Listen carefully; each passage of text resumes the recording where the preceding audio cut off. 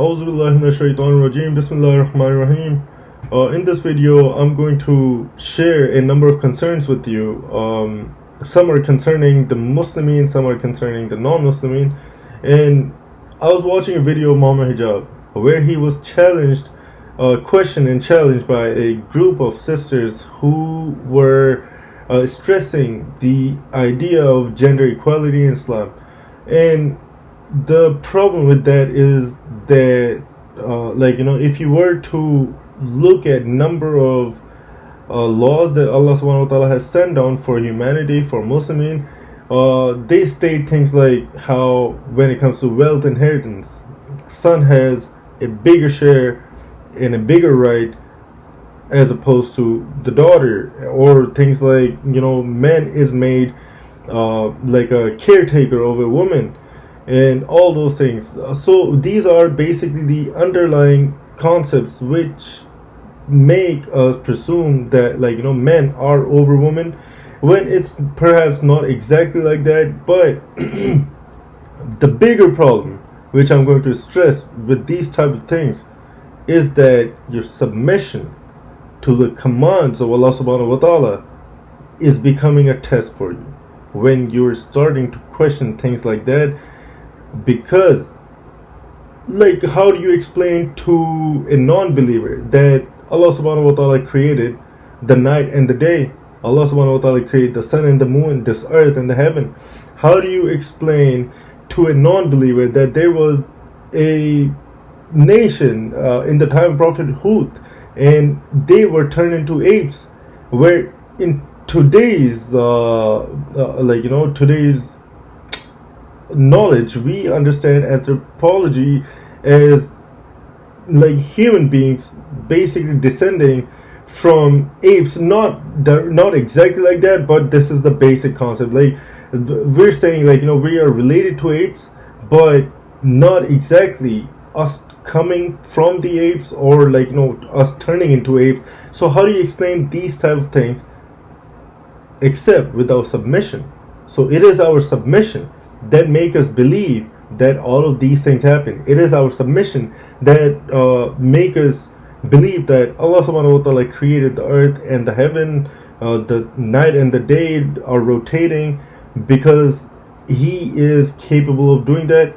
But to a non-believer, these things cannot make sense.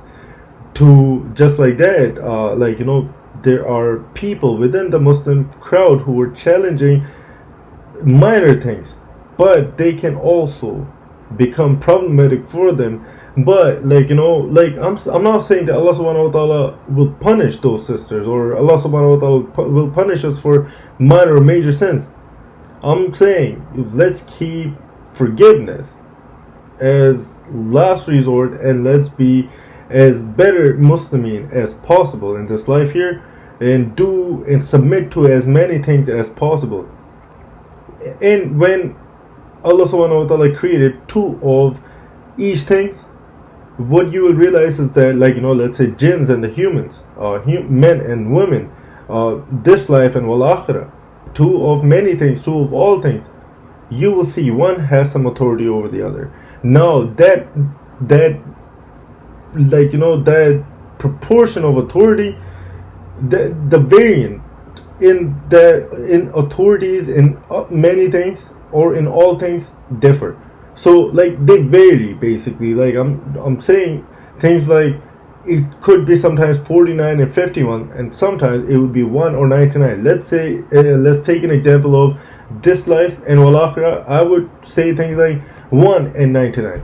Okay, this life is 1% and the rest is 99%, or 0.01% this life, and because the next life is eternal, right? Just like that. Let's say we want to take an example of jinns and humans. Perhaps it's only 45 and 55. You know what I mean? Because jinns are really strong beings, and they take flights. They are able to do things that humans are not able to do. But humans are, for some reason, bigger creation than the jinns. Just like that, men and women are the case. Just like that, in all things created into one has some authority over the other, and these things are mentioned in the Quran. When they're mentioned in the Quran, they require our submission, lest they become a matter of kufr. This is the bigger problem, when a sister is not submitting to something or questioning something that she can't understand for whatever reason it may be.